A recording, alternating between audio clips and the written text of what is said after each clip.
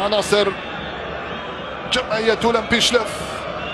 تنوين في التماس لمصلحة عناصر نادي مولودية وهران. عليا إدوارد يفتكها تسترجع لمصلحة جمعية أولمبي شلف لعباد أشرف.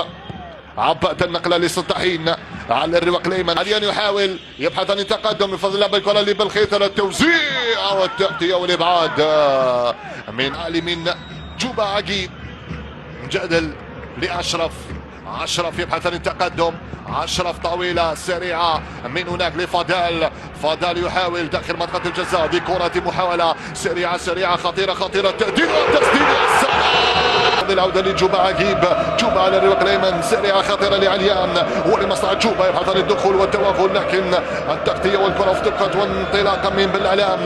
بالعلام يترك الكرة لأشرف. أشرف أشرف أشرف أشرف أشرف أشرف أشرف ما زال أشرف يدور. أشرف يبحث ينقل الكرة مباشرة للصداحين لكن الكرة ما زالت لمولودية وهران. من هناك لعليان على الجهة اليمنى دخل عليان الأرضي والتغطية الدفاعية ناحية مولاي عبد العزيز من أمام أشرف.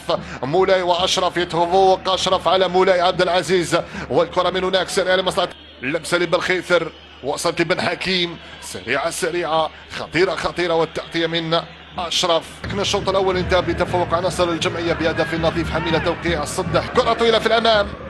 محمد يبحث عن إخراج الكرة. عباد أشرف. كرة طويلة سريعة خطيرة لمصلحة الجمعية. يا سلام لمي كان في المرصاد. كرة في الوسط طويلة أمامية. أشرف على الإبعاد. أشرف يلعب منتصف والانطلاقة لمصلحة مولودية وهران. البحث عن التهديد والتسديد من مرت بالسلام. جوبا لبورديم لكن أشرف لعبد العزيز داخل منطقة الجزاء. أشرف مرة أخرى الدربكة الصراع ارتدت بعيدا من محمد.